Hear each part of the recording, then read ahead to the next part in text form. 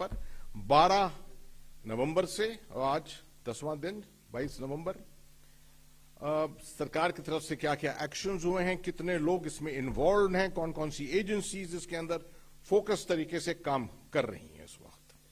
तो ये 12, जैसे मैंने कहा, 12 नवंबर को शुरू हुआ। सिलक्यारा टनल जो कि गंगोत्री यमुनोत्री एक्सेस पे है, डिस्ट्रिक्ट उत्तरकाशी में, उत्तराखंड में, वहां पर एक टनल के अंदर केव इन हुआ।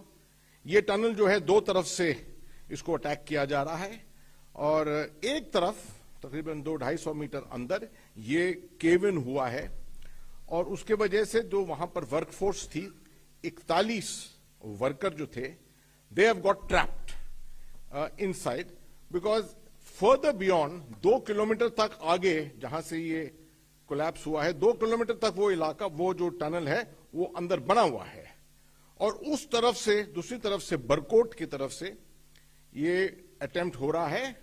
ऑल्सो कंस्ट्रक्शन चल हो रहा है, मगर उधर भी अभी तक थ्रू एंड थ्रू कम्युनिकेशन जो था टनल का वो नहीं मिला था, अभी तक मिलाप नहीं हुआ था। So that end is also closed. As a result the workers are trapped between the cave-in and the other end, which is yet to be accessed from the Barkot side. Now, इस वक्त वहां पर अलग अलग agencies हैं, NDRF है, ITBP है, army engineers हैं, एसडीआरएफ है उत्तराखंड की, फायर और इमरजेंसी सर्विसेज हैं, बॉर्डर रोड्स ऑर्गेनाइजेशन है और बेशुमार और टेक्निकल एजेंसीज जो भारत सरकार के साथ मायना रखती हैं, वो वहां पर इस वक्त काम कर रही हैं। बेशक 10 दिन के अंदर अलग अलग हालतें पेश आई हैं वहां पर। ये एक बड़ी चुनौती का काम है। When a tunnel rescue takes place, it's a very serious and a very challenging effort जो इसके अंदर जाती है। इंटरनेशनल कंसल्टेशन भी हुआ है, यहां तक कि 3 या 4 कंसल्टेंट्स जो हैं बाहर से, इंटरनेशनल एक्सपर्ट्स, वो भी साइट पर आए हैं, उन्होंने भी अपनी सलाह वहां पर दी है। The government has made sure that wherever we had knowledge of experts, those experts have been flown in, have come in here and are available for advice. जो ट्रैप्ड वर्कर्स हैं, एक परसेप्शन शायद बन सकता है कि शायद वो बड़ी क्रैम्प्ड कंस्ट्रिक्टेड स्पेस के अंदर हैं। ये शायद सरासर गलत होगा सोचना। There is an ample space inside, up to about 2 kilometres almost. और जो अच्छी बात है वो है कि जब ये केव इन हुआ तो उस वक्त जो पावर ग्रिड से जो लाइन अंदर जाती है, वो लाइन कोलैप्स नहीं हुई, वो कटी नहीं। तो it inside there is lighting also available. साथ ही एक 4 इंच का, शुरू में 4 इंच का एक जो पाइप था, वो भी अवेलेबल था right from the beginning, because that did not break up, did not get destroyed.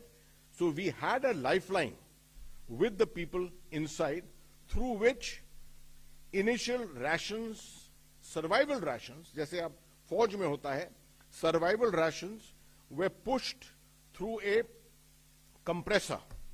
जो आपको मालूम है कि टनलिंग के वर्क में कंप्रेशन का काम बहुत होता है। So the compression equipment was there, a lifeline is there and the compressing equipment being used to push in these essentials. उसके साथ साथ medicines, essential medicines, ऐसे closed environment में आमतौर पर विटामिन डी, विटामिन सी की खास जरूरत होती है। Efforts have been made to push in these items into that space, into the space where these 41 workers are at the moment existing. ये तो हुआ सर्वाइवेबिलिटी का। वाटर साथ में पानी, which is essential, such an essential aspect of human survival. क्योंकि ये lifeline थी उस वक्त, तो उस लाइफलाइन का भी इस्तेमाल किया गया for bringing in water. So there is sufficient water, there is sufficient oxygen inside, there is power and lighting inside. All the basic essentials and food survival rations have been pushed inside through compression. Obviously, your efforts to bring in any other food at this time have not been made. They will be shortly, and I will brief you about that subsequently. Now, as far as the efforts, what all efforts are going on? Before coming to the final efforts, families, a few families of the trapped workers have been transported there. Some of the states to which these families belong, जैसे कि उत्तराखंड के 2 हैं, हिमाचल प्रदेश का 1 है, उत्तर प्रदेश के 8 हैं, बिहार के 5 हैं, वेस्ट बंगाल के 3 हैं, असम के 2 हैं, झारखंड के सबसे ज्यादा 15 हैं और उड़ीसा के 5 हैं. Contact with all these states, the state administrations has been going on, and most of the states have already sent representatives there. कुछ ये जो families हैं वो पहुंच गई हैं वहां पर, and they are being accommodated by the district administration in the local hotels in the built-up areas which are near the site. And everyday efforts are going on to send the families up, and in 1 or 2 cases even they've been able to even talk through this 4-inch pipeline जो है, they've been able to even talk through it. Obviously one should not expect कि आपको strength 5 speech मिलेगी इस तरह की चीज में. You will obviously find it a very challenging experience to speak through a 75-80 meter pipe which is 4 inches in width. Obviously it will be a great challenge, मगर हर कोशिश हो रही है, क्योंकि the more families talk to the people who are inside, the better will be the morale, the better will be the survivability. तो ये सब चुनौतियां देखकर ये सब चीजें अपनाई जा रही हैं वहां पर सरकार की तरफ से. Now, as far as the efforts are going on rescue work, there are आज काफी हद तक प्रिंट मीडिया के अंदर काफी तफसील के डिटेल भी आए हैं. Some diagrams, some illustrated figures have come inside which are quite well made. तो 5 जगह पर ये कोशिश चल रही है. कितनी सक्सेस कहां मिली है, I will not go into the full detail of it, मगर मैं आपको ये बता सकता हूं कि सबसे फोकस्ड एफर्ट है वो हॉरिजॉन्टल ड्रिलिंग बाय ए ऑगर. ऑगर एक इक्विपमेंट होता है जो रोटेशनल छेद करने में, मतलब एक टनल, छोटा टनल बनाने में सक्सेसफुल होता है. उसको अपनाया गया है. That's been brought from outside and has been placed there, and it started working on the 16th. तकरीबन 21 या 22 मीटर मेरे ख्याल में it had succeeded, जबकि दोबारा एक रॉक फॉर्मेशन बीच में आ गया. This has become a bit of a challenge. उसके बाद बाकी अलग अलग दिशाओं से अलग अलग एजेंसीज की एक्सपर्टीज देखते हुए उनको लाया गया. वहां पर उनका इक्विपमेंट जो है इंडियन एयरफोर्स के जरिए, इंडियन रेलवेज के जरिए यहां पर भेजा गया है. It's a big challenge on the roads to take this very very bulky equipment into those areas, और उनको वहां खड़ा करके, और कुछ जगहों पर ऐसा कि टॉप अटैक, मतलब अभी तक तो हॉरिजॉन्टल एफर्ट चल रही थी, अब टॉप अटैक ऊपर से भी कोशिश की जा रही है. उसके लिए बॉर्डर रोड्स ऑर्गेनाइजेशन ने सड़कें बनाई हैं, ऊपर ट्रैक्स बनाए हैं, बहुत जल्दी से बना दिए हैं वो, और उसके ऊपर इक्विपमेंट ले जाया जा रहा है. कुछ जगह पर ले जा चुके हैं, कुछ जगह पर अभी तक इक्विपमेंट वहां पहुंचा नहीं है. बहुत बल्कि और हेवी इक्विपमेंट है जो शायद 1-2 दिन में वहां पर पहुंच जाएगा. अब उसकी अलग चुनौतियां हैं. जब टॉप अटैक आप करते हैं, एक पीछे से बरोद की तरफ से एक कोशिश की जा रही है of trying to bring in a also a horizontal probe into the tunnel. ये जरा लंबा है और इसको ब्लास्टिंग के जरिए कोशिश की जा रही है, मगर ये ब्लास्टिंग के साथ तकरीबन दिन में 3 या 4 मीटर शायद आगे बढ़ेगा, और इसमें सच काफी वक्त लग सकता है. तो सबसे अच्छा जो इस वक्त साधन देखा जा रहा है वो है कि जहां पर से ये हम पहले ही 22 मीटर तकरीबन कर चुके थे और तकरीबन हमको 60-65 मीटर तक जाना है, उस इलाके से, उस पॉइंट से दोबारा जो है ये ऑगर के जरिए काम शुरू हो चुका है. अब आगे क्या यहां की जियोलॉजी है एग्जैक्टली उसको स्टडी कर रहे हैं हमारे साइंटिस्ट और वहां पर जो एक्सपर्ट्स हैं. साथ रास्ते में कुछ और इक्विपमेंट ऐसा फंसा हो उस टनल कोलैप्स के अंदर, कोई गाड़ी हो या ऐसी चीज हो, क्योंकि वहां पर कंक्रीट है, टनल का ऊपर का हिस्सा कोलैप्स हो चुका है, वहां पर सरिये होंगे, iron rods which will be there, इन सब के थ्रू इसको प्रोब करके, टनलिंग करके और जाना है उस तरफ। ये सबसे, अगर ये सक्सेसफुल हुआ तो सबसे अच्छा तरीका है। उम्मीद करते हैं कि जल्दी से जल्दी ये जो है उस तरफ पहुंच जाएगा। आपको ये खुशखबरी देना चाहते हैं हम लोग, और ज्यादातर मीडिया में ऑलरेडी आज ये फैल चुका है आज सुबह, कि इसी जरिए यहां से 6 इंच की एक एडिशनल पाइपलाइन अंदर तक पहुंचा दी गई है।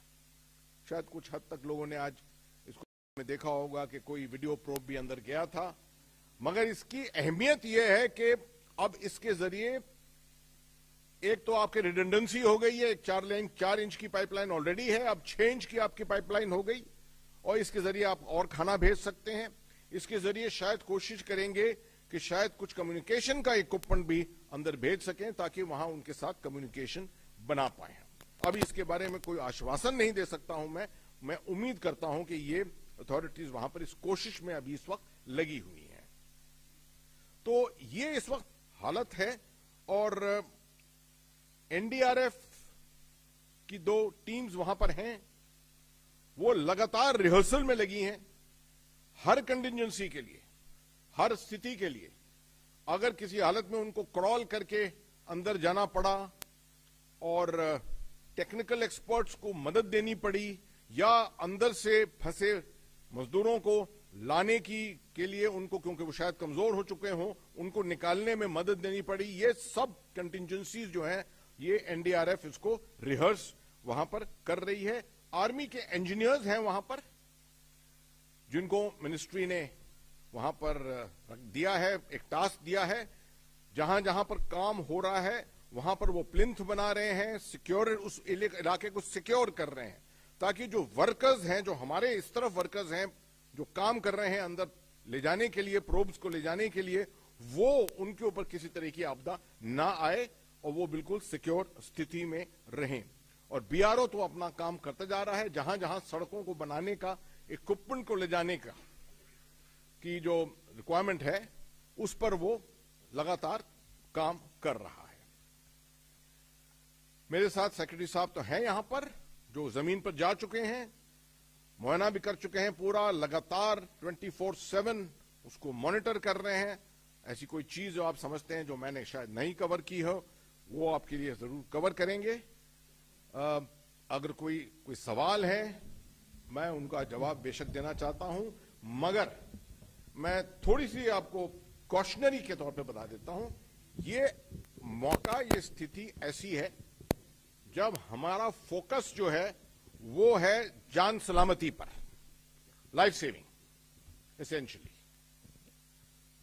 और उसके बारे में कोई सवाल हो, और टेक्निकल सवाल हैं कोई कि जो अटेम्प्ट्स हो रही हैं, बाकी चीजें हम बाद में भी इसके ऊपर बहुत वार्तालाप कर सकते हैं। We can do a lot of debating on this when this whole situation improves and turns for the better. Thank you, General Hasnain. You have given a very elaborate brief on the situation at the Uttarkashi tunnel. The floor is now open for questions. We'll begin from the row behind. Number 16, please.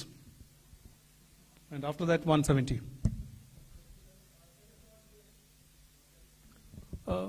Mic में बोलिए, microphone में बोलिए। ऐसे ही बोल दीजिए, मैं आवाज आ जाएगी। हाँ सर, नमस्कार। ये जो पूरी घटना हुई है और जो ऑपरेशन अभी शुरू हुआ है और जिस तरीके से वीडियो आए हैं, इसके बाद अब तक क्या डेवलपमेंट हुआ है, और दूसरा क्या कोई दिन आपने तय किया है कि इस दिन तक रेस्क्यू कर लिया जाएगा, उन लोगों को बचा लिया जाएगा?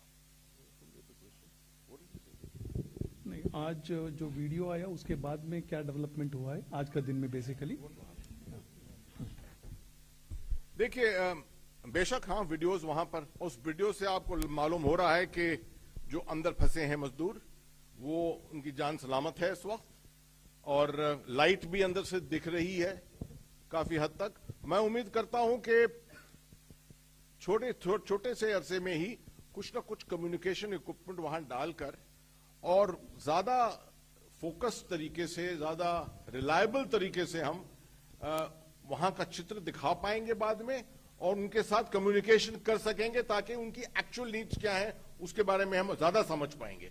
अभी जो आवाज है, कम्युनिकेशन बेशक बना हुआ है, मगर वो कम्युनिकेशन जो है थोड़ा उसमें चैलेंज है, क्योंकि वो उस पाइप के जरिए एक मेगाफोन के तौर पे आवाज ऊपर नीचे जा रही है। 170. सर, जो 6 इंच की पाइप अंदर गई है, अभी कितना अंदर तक उसको भेजा गया है? दूसरा, ये रेस्क्यू जो ऑपरेशन है, कब तक उम्मीद है, तमाम जो एजेंसियां लगी हुई हैं, एक्सपर्ट से भी बात हुई होगी, कब तक हम उम्मीद कर रहे हैं कि रेस्क्यू ऑपरेशन पूरा हो जाएगा? देखिए, मैंने आपको पूरा एक्सप्लेन अभी किया है, आपको टेक्निकल चुनौतियां जो हैं उसके बारे में काफी तफसील से बताया है। अब आप देख रहे हैं कि अगर ये इतना आसान सरासर तौर पे वो होता, ऑपरेशन होता, तो सरकार, टेक्निकल एजेंसीज, मिनिस्ट्री ये एक साधन इस्तेमाल करती सिर्फ इसको रेस्क्यू के लिए, मतलब हॉरिजॉन्टल। यहां सब ऑप्शंस देखे जा रहे हैं इस वक्त, क्योंकि देख रहे हैं कि किस तरह की चुनौती है। हर ऑप्शन देखा जा रहा है। कुछ ऑप्शन ऐसे हैं जिसमें काफी वक्त लग सकता है, बहुत रिसोर्सेज लग सकते हैं। तो मैं इस वक्त मैं समझता हूं कि कुछ ये सवाल जरा अनफेयर होगा पूछना कि कितने डेफिनेटिव टाइम, कितने टाइम के अंदर जो है ये हम पहुंच जाएंगे अंदर और वहां से वर्कर्स को निकाल सकेंगे। आप इतना, मैं आपको आश्वासन देता हूं कि भारत के अंदर जो सबसे अच्छी एडवाइस है, टेक्निकल एडवाइस जो है, सबसे अच्छी एजेंसीज जो है, सबसे अच्छी टेक्नोलॉजी जो है, and the team work of so many agencies put together, that is the assurance that we have at the moment, which will deliver. A time line at this time, I think, is not really necessary for us to establish. Sir, इधर Take a question from the last row. Please identify yourself and your organization. मैं प्रशांत हूँ।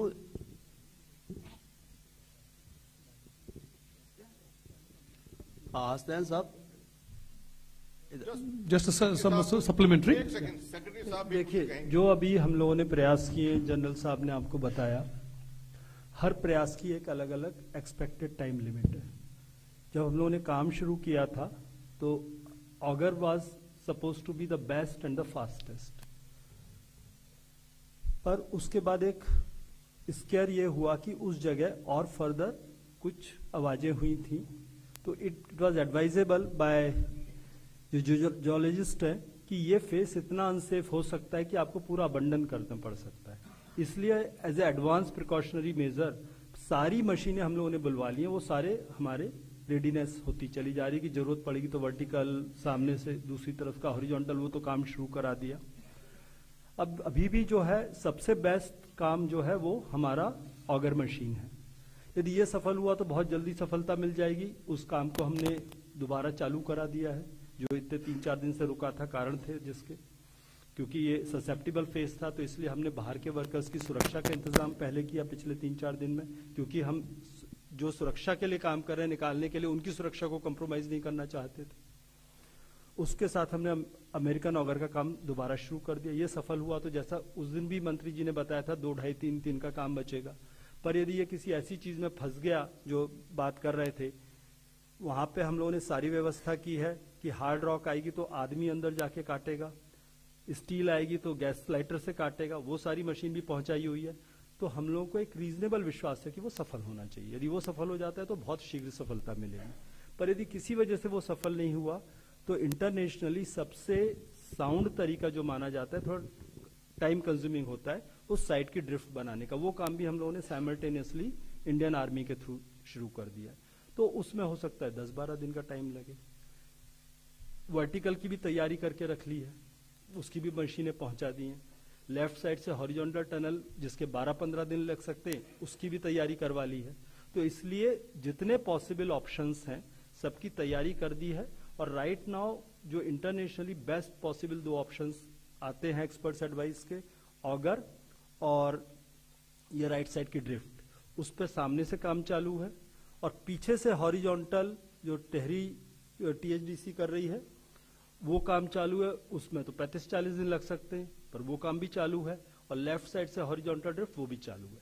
Vertical के हम लोगों ने extreme case की emergency के लिए सारे इक्विपमेंट मोबिलाइज कर दिए हैं, पर वहां पे थोड़ी फ्रेजाइल जियोलॉजी है, तो वर्टिकल के बारे में हम लोग थोड़ा सा इसको यदि कर पाए तो ये जल्दी खत्म कर लेंगे, ये हम लोग का विश्वास है। पर एक जरूर विश्वास है कि सारे लोग जीवित आएंगे, सुरक्षित आएंगे। Last row, yeah, please go ahead with your question. Please identify yourself and your organization. प्रशांत बोल रहा हूँ सर, न्यूज 24 से। मेरा सवाल बस इतना ही है कि जितना समय लग रहा है आप लोगों को, लाइफ थ्रेट कितना असेसमेंट कर रहे हैं आप लोग, सर्वाइवल कितना असेसमेंट कर रहे हैं, जिस हिसाब से समय लगेगा, क्योंकि अंदर कुछ लोग बीमार भी होंगे, बाकी चीजें भी हो रही होंगी, तो उसका और कम्युनिकेशन कब तक स्टैब्लिश कर लेंगे आप लोगों से बातचीत करने का? मैं समझता हूं ये सवाल आपका अच्छा सवाल है और एक्सपेक्टेड सवाल है, जो होना भी चाहिए। ऐसी हालत में ह्यूमन सर्वाइवल जो है बहुत बड़ी चुनौती बन जाती है। हर ह्यूमन बॉडी जो होती है वो अलग बनी होती है, उसका सर्वाइवल सिस्टम अलग होता है। मगर मैं अगर समझता हूं कि अगर ये एक बिल्कुल ही एक्सट्रीम हालत होती, माइन के अंदर फंसे हुए 1000 फीट पर नीचे अंधेरे में, बिना लाइट, बिना oxygen, no system of communication, no system of sending any survival ration, तो सर्वाइवल तो कुछ दिनों का ही होता। अभी आप देखिए कि साधन कितने बना चुके हैं हमारी एजेंसीज, मिनिस्ट्री ने मिलकर, जो है जिस तरह से उत्तराखंड सरकार ने, इन सब ने मिलकर जो काम करा है वहां पर, उसमें आपको मैंने सबसे शुरू में तभी यह समझाया कि आपने आपको उनकी हालत में देखें तो 2 किलोमीटर का तकरीबन इलाका है, अंदर टनल है, जिसके अंदर हवा है, ऑक्सीजन भी है अंदर। ऑक्सीजन के अब जो है 2 साधन हो गए हैं जाने के अंदर, 2 पाइपलाइन हो गई हैं, पानी भी है अंदर सर्वाइवल के लिए। थोड़ा स्ट्रेंथनिंग के लिए उनको विटामिन की टैबलेट्स भी भेजी जा रही हैं। और अब जब थोड़ी और बड़ी पाइपलाइन बन गई है, 4 इंच से अब 6 इंच हो गई है, तो गर्म खाना भी शायद पैक करके अभी उसका ट्रायल चल रहा है। अभी वो पाइपलाइन थ्रू नहीं है पूरी, वो बंद तो गई है, मगर उसके अंदर से कितनी जल्दी हम पैसेज कर सकते हैं कंप्रेस्ड एयर के जरिए, वो आज शाम तक या कल तक शायद उसका यकीनन मालूम हो जाएगा हमको। तो जब ये सब चीजें अंदर जा रही हैं, तो मैं समझता हूं कि मैं फिर टाइमलाइन तो नहीं दूंगा इस पे, बट ह्यूमन सर्वाइवल बहुत दिनों तक चल सकता है, राइट? आपको मालूम है कि मैं आर्मी का हूं। I can tell you as a soldier, मैं आपको बता सकता हूं कि मुझे अगर लड़ाई की हालत में भी सर्वाइवल राशन पर रखो, सिर्फ सिंपल सर्वाइवल राशन, गुड़ और चने के ऊपर भी, तो मैं 10 से 12 दिन तो ऐसे भी बिना, शायद पानी के भी बिना रह सकता हूं। तो these are extreme conditions, and कोई नहीं कहता कि बिल्कुल उनके पास वहां किसी तरह की लग्जरी है अंदर, मगर ऐसी हालत में the best that can be given is being given, and every effort is being made from every direction. जो सेक्रेटरी साहब ने अभी बताया आपको, मैं उसको रीइंफोर्स करना चाहता हूं कि एक कॉन्सेप्ट होता है कि आप एक तरीका इस्तेमाल करिए, अगर वो फेल हो गया फिर सोचिए दूसरे के बारे में, और वो आए तो दूसरा तरीका इस्तेमाल करें, जब वो फेल हो जाए तो तीसरा तरीका इस्तेमाल करें। मगर एक चीज होती है साइमल्टेनिटी, एक साथ करना, चाहे कोई बात नहीं रिडंडेंसी हो, 4 तरीके 5 तरीके आप इस्तेमाल करें, 2 फेल हो जाएं, 3 फेल हो जाएं, कम से कम 1 या 2 सक्सेसफुल हो जाएंगे। तो ये कॉन्सेप्ट के तौर पर जो है सरकार काम कर रही है। Yeah, please go ahead with your question, please. I am speaking on behalf of CNN News 18. My question is to Anurag sir. Sir 2 part हैं। पहला ये, जब बरकोड एंड की बात कर रहे हैं आप, तो क्या TBM मशीन, जो टनल बोरिंग मशीन है, उसका इस्तेमाल हो सकता है? संभावना कम है तो क्यों है? पहला पार्ट ये। दूसरी बात ये कि ऐसे टेरेन्स पे आपके मल्टीपल प्रोजेक्ट्स चल रहे होंगे, 10 दिन का समय बीत गया है, बहुत लंबा समय है, डेफिनेटली बड़ा आपके लिए चैलेंजिंग है। आगे ऐसी सिचुएशन ना हो, अगर सिचुएशन हो तो कम से कम समय में रेस्क्यू हो सके, इसके लिए मिनिस्ट्री ऑफिशियल्स क्या स्टेप्स ले रहे हैं? सामने साइड से टनल बोरिंग मशीन यूज की जा रही, that is called a micro tunnel boring machine. THDC पे काम कर रही है, जो कि करीब करीब 1.2 डाया की टनल बन रही है। इनिशियली फॉर सर्टेन डिस्टेंस, जब जनरल साहब अपनी ब्रीफिंग में बता रहे थे कि शुरुआत पे 6 मीटर काम हुआ एक दिन में, 5-6-7 मीटर की बात, वो ब्लास्ट करके थोड़ा बड़ा होल बनाया जाता है। उसके बाद माइक्रो टनलिंग की मशीन जो TBM है, वो रिलेटिवली 10, 12, 15 मीटर तक डिपेंडिंग ऑन द स्ट्रेटा आगे तेजी से जाएगी, तो उस हिसाब से उसका मूवमेंट आगे होगा। जो लेफ्ट से हम लोगों ने RVNL से टनल करवा रहे हैं, जो कि करीब 170 मीटर की होगी, वो भी टीबीएम से करवा रहे हैं, वो 90 सेंटीमीटर की करवा रहे हैं, उसकी स्पीड थोड़ी और ज्यादा होगी, 20-25 मीटर के आसपास आ सकेगी। तो इस प्रकार से हमारे प्रयास चल रहे हैं। दूसरी बात जो बताई आपने हादसे की, देयर इज एन एसओपी, वो एसओपी के तहत काम हुआ, पर कई बार कुछ चीजें समय नहीं देती हैं। तो इसके बाद हम लोग, जैसा शुरू में बात की, कि हम लोग अपना इस समय लाइफ सेविंग पे फोकस कर रहे हैं, साथ में सारी चीज डॉक्यूमेंट भी कर रहे हैं, and probably will have a relook at what should be done. वैसे इन सब चीजों के स्टैंडर्ड इंटरनेशनल गाइडलाइंस हैं विच आर नॉर्मली फॉलोड।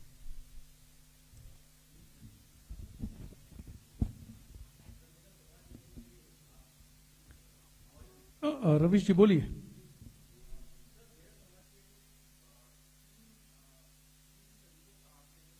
है इसमें ऑगर को आपने सबसे अच्छा तरीका बताया है कि अगर वो अच्छा काम करता है तो हम 2 से 3 दिन में रेस्क्यू कर लेंगे। सर क्या वर्टिकल जो खुदाई है उसमें सर क्या दिक्कत आ रही है, और अगर ऑगर फेल होता है तो हमारे पास आप कह रहे हैं कि एक सॉफ्ट जो ड्रिल है जो आर्मी कर रही है वो भी है, तो इन दोनों का सर ऑगर के अलावा अगर इन दोनों पर थोड़ा सा और जानकारी हम लोगों को दे सकें तो। जैसे मैंने शुरू में बताया, इंटरनेशनली जो सबसे पहले प्रैक्टिस मानी जाती थी वो ड्रिफ्ट करने की मानी जाती थी। Drift is basically secure side से आप एक हल्की सी लोहे की प्लेट्स डालते जाते हैं और नीचे से उसकी स्क्रबिंग करते चले जाते हैं, तो नीचे एक टनल, माइक्रो टनल बन जाती है करीब करीब 1.5 मीटर हाइट की। वो काम शुरू करके, और वो इंटरनेशनली सबसे अप्रूव तरीका माना जाता है, फेल सेफ तरीका है। अगर लेटेस्ट टेक्नोलॉजी आई कि वो जल्दी से पाइप के थ्रू ड्रिल करके निकाल देती है, पर उसमें मान लीजिए स्टील है तो अगर स्टील को नहीं काट पाता, बट वहां पे हम लोगों ने ऑल्टरनेटिव व्यवस्था की है। वहां पे एक लोग हैं जो अंदर उस पाइप के अंदर जाके गैस लाइटिंग से काट सकते हैं, उनको भी हमारे कॉन्ट्रैक्टर्स ने मोबिलाइज करके साथ में ले लिया है। तो इसलिए हमें बहुत रीजनेबल विश्वास है कि ऑगर सफल होना चाहिए, और नॉर्मली ऑगर भी रीजनेबल प्रोबेबिलिटी होती है। तो ये 2 अपने आप में काफी हैं। पर फिर हमने बाकी सारी व्यवस्थाएं क्योंकि 17 तारीख को जब वहां पे अर्थ का मूवमेंट हुआ तो एक बात बताई एक्सपर्ट्स ने कि ये चीज आपकी खतरे में पड़ सकती है कि यहाँ पे कहीं और चीज ना कुछ हो जाए एज ए सेकेंडरी इवेंट, क्योंकि वो जैसा आपने बताया फ्रेजाइल जियोलॉजी है। तो उस घटना में उसके बाद हम तैयारी करें, उससे बचने के लिए हमने बाकी सभी ऑल्टरनेटिव तरीके कर दिए, क्योंकि फ्रेजाइल इकोलॉजी है इसलिए वर्टिकल हमारा सेकंड बेस्ट ऑप्शन है। बेस्ट ऑप्शन हमेशा हॉरिजॉन्टल माना जाता है। Drift is a fail safe model, पर उसमें 12-15 दिन लगने की बात होती है, इसलिए हम लोगों ने इन 2 पे काम इमीडिएटली शुरू किया था। एंड दैट इज कि यदि कोई दूसरी चीज नहीं तो उसकी भी हमने सिक्योरिटी कर दी है, इसलिए रीजनेबल कॉन्फिडेंस है कि इन्हीं में काम हो जाता है, बट बाकी सब पे काम शुरू कर दिया है। अगला प्रश्न हम सामने से लेंगे। सर निशांत राय, न्यूज नेशन से।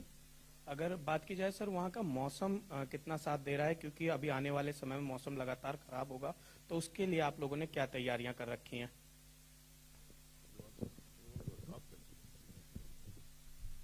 मोटे तौर पे अभी तो जो मौसम है रीजनेबली साथ दे रहा है। अभी नवंबर का महीना है, और अभी हम लोग जब 6 इंच का पाइप डाले थे तो उस समय हम लोग वी आर ऑल्सो एग्जामिनिंग कि can we send some small warm, जो ओढ़ने के लिए चादर टाइप, शॉल टाइप होती है।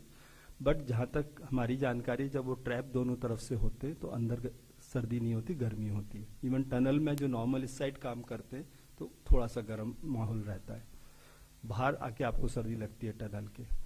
तो इसलिए हमें लगता है कि उसके पहले हम लोग निकाल लेंगे, जो ऐसा पहले मैंने विश्वास करके आपको बोला कि जैसे भी होगा सुरक्षित निकालेंगे। समय अलग अलग प्रयास में कौन से प्रयास से सफलता मिलती है उसकी बात है। Next question. तकरीबन 2000 मीटर पे है। This is about 6500 feet high. तो आप समझ सकते हैं नैनीताल, मसूरी इस तरह की हाइट है तकरीबन। टेम्परेचर्स उसके मुताबिक होंगे। तो इस वक्त ज्यादा सर्दी नहीं पड़ी है इस साल। गनीमत है कि उस तरह का विंटर अभी तक नहीं आया है, और इससे पहले के आए मुझे पूरी उम्मीद है कि हम लोग इनको निकाल लेंगे। Next question please, and after that pass to Rashtriya Sahara Mohit question. from Times Now. Sir, as you were talking about the difficult terrain, and sir has also informed, now that is one of the major aspect that has stopped the rescue operation, or rather has hindered the rescue operations. When the rescue operations resumed, there has been pause due to the difficult terrain. So is there a timeline that we can expect that a proper terrain study would be done, that in that particular time proper drilling would be done? As Sir said, that it's around 60 meters of a space that they need to cover, and they're around 25 meters. Another question is, sir, about the health of the workers, because sir has spoken about that, how the medicines will be provided. So how exactly is the health conditions of all those workers, and how difficult would be after they are being taken out, that what exactly would be the precautions that will be taken, sir? I'll take on the second two parts of your question and then pass it on to the Secretary Saab to give you the first part. Second part I can tell you, post event को भी हम देख रहे हैं, ये नहीं कि हमारी नजर उस तरफ नहीं है. Once the extrication takes place, which it will happen, rescue will happen, arrangements are being made to probably fly them out from there at the earliest to Dehradun. That's the recommendation we have also, and the necessary resources for that will be mustered. As you can see, already the Indian Air Force has been working overtime in bringing in a tremendous amount of equipment into this area. All you need is ultimately 2 sorties of Mi-17 to actually take them to Dehradun, which will be in a matter of half an hour to 45 minutes, right? We are conscious of this fact that psychosocial effect will be most profound. This is something we are fully aware about, that a person in an enclosed space for that long a period, the psychosocial effect is going to be quite profound. So for that, this Uttarakhand SDMA has already made arrangements. In fact, you will be happy to know that there are already 2 experts at the site itself.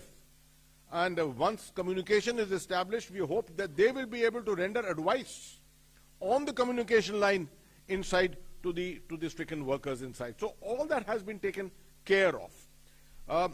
To go back to your question on timelines, I think Secretary Saab has already explained it. He will explain it again as to the different directions in which, how long it is taking, but all of them have redundancies built into them, right? Something can take 2 months, something can take the fastest method, which we are looking at, the auger going through successfully, is about 5 days perhaps. And if it doesn't work that much, then this whole system of the drift, that is the scraping of the sides of the tunnel and creating an opening inside, may take the better part of about 15 days or a little more. So that's the broad timelines on which you should be looking at this whole thing. On this, lastly, on the survivability, on this question which I have already answered, survivability is one of the most important things in our mind at the moment. And that is why so far survival for 10 days on gram and gur and things like that is good enough.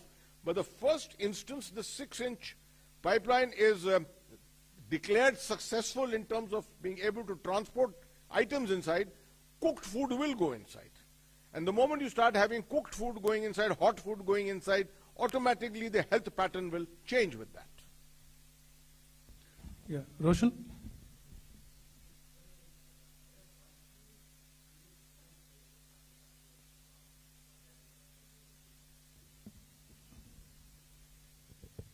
जैसे आपने कहा कि फर्जाइल geology है, और अभी हमें बहुत सारे ऐसे उदाहरण मिले, जैसे जोशीमठ का मिला, पूरी जोशीमठ ही खिसक के नीचे आ गई, और अभी इस बरसात में हमने देखा बहुत सारे होटल नीचे आ गए थे, गिर गए थे. तो क्या ये जो 8 लेन की सड़कें पहाड़ों पर बन रही हैं, क्या अब उसमें चेंज होगा? क्या उसकी आप जो स्ट्रेटेजी है उसको बदलेंगे क्या, कि वहाँ 8 लेन की सड़कें नहीं बननी चाहिए, वहाँ इकोलॉजी खतरे में? ये ऑपरेशन तक, वैसे at some other time I will discuss, if you want I can call you and discuss, but let's focus on the rescue operation. But 8 lane की सड़क कहीं पूरे पहाड़ में नहीं बन रही. Let me just put, please next question. 8 lane की एक भी सड़क नहीं बन रही पहाड़ में, I can see on record. Sir this side, इस साइड, ब्रह्म प्रकाश दुबे हूँ, जी न्यूज से. मेरा सवाल इधर सर, मेरा सवाल ये है कि जो आपकी ऑगर मशीन काम कर रही है वहां पर, जितने हिस्से तक पहले पहुंच चुकी है, जो बाकी का हिस्सा है, तो अगर कोई दिक्कत नहीं आती है, बीच में पत्थर या रॉड नहीं आता है, तो अप्रोक्सीमेटली क्या इसका अंदाजा बता सकते हैं कि कितना टाइम जनरली बोरिंग में लगेगा उस हिस्से में जो बचा हुआ है? और दूसरा सवाल यह है कि ऐसी खबरें आ रही हैं कि DRDO का जो रोबोट है दक्ष, उसका भी उपयोग कर रहे हैं, तो उसको लेकर सर क्या जानकारी है? Thank you. ये जो आपने पहला क्वेश्चन पूछा, मैंने पहले भी बोला, if everything comes out favourable कि सिंगल गो में मेरी वो मशीन क्लियर कर दे, से 2 से 2.5 दिन के अंदर हो जाना चाहिए। जो काम हमने आज थोड़े सुबेरे शुरू कर दिया, तब से 2-2.5 दिन इज द लिमिट। बट उसमें मान लीजिए कोई चीज हार्ड रॉक आ गई, तो हमें अपनी मशीन निकालनी पड़ती, आदमी अंदर भेजना पड़ेगा, उसे तोड़ना पड़ेगा, तो उसमें 5-5 घंटे की we call it time penalty. तो वो कितनी बार करना पड़ता है उसके हिसाब से टाइम चेंज हो सकता है। पर यदि किस्मत अच्छी रही और एक भी ऐसी कोई चीज नहीं आई, तो 2-2.5 दिन के अंदर we should be able to rescue them.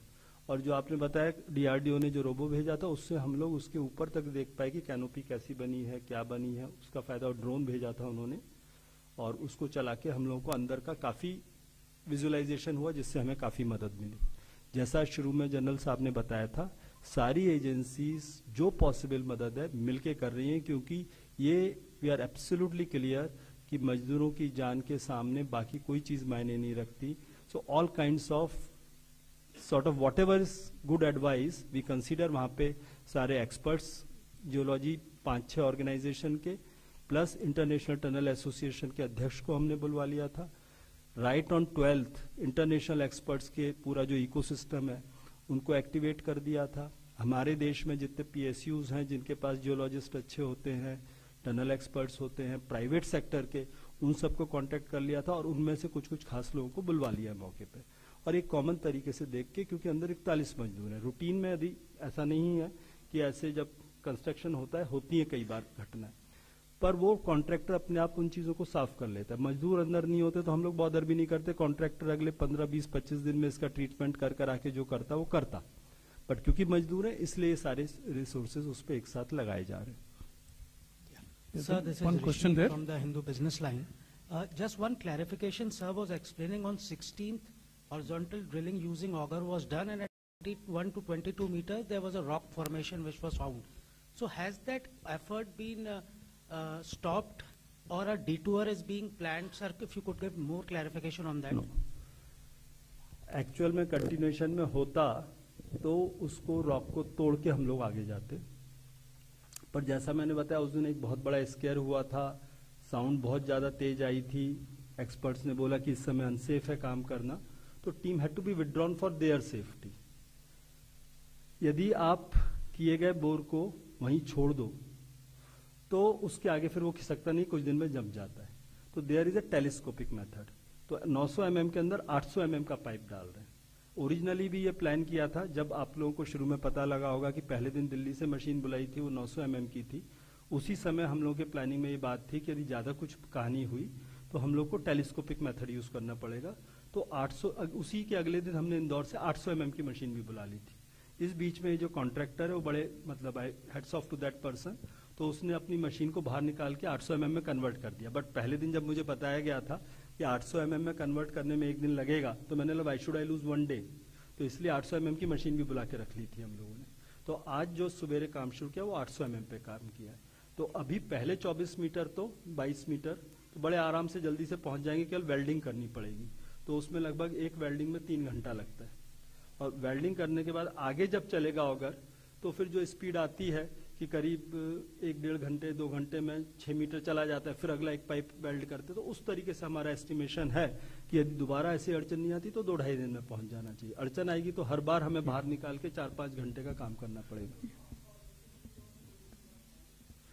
नहीं, मोटे तौर पे जो असेसमेंट है, शुरुआत के टाइम में रबल है, उसके बाद एक आध कोई हार्ड रॉक है 10-12 मीटर की, उसके बाद फिर वापस से रबल मिलना चाहिए।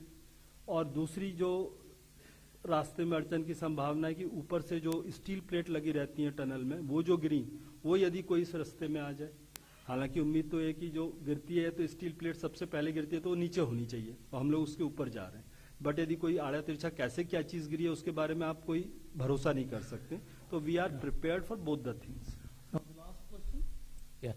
Number This is 25. Mohanty from Telegraph. I was asking that these experts who have come, one Australian experts also, is there a expert group of experts committee which is selecting these international experts? Who has hired these experts, international experts? ये जो international tunnel association है, they voluntarily come, I mean, they are our constant advisor. We have got groups. We have got a chief engineer tunnel who coordinates with all these people. So they are already well connected in a collaborative network. And in such situation, nobody asks anything, they just come. And then we'll see how to ensure if they need something. Otherwise, the International Tunnel Association experts, and we are, our team is also member of that association, so they have come just to assist their association. Other experts have been voluntarily sent by, like I said, one private company had asked to. They have sent there on their own. And one international expert has come, called by the contractor who was doing this work. Plus, the PSUs which are working with us, those geologists are there. So all these 5, 6, 7 people consult together, and then we finally get the decision, okay, what should be done, what should not be done.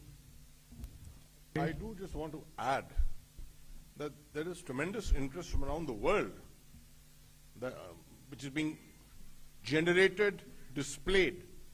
And we have been in touch online with many more people than the number who have come physically to give advice to the ministry or to the agencies which are working there.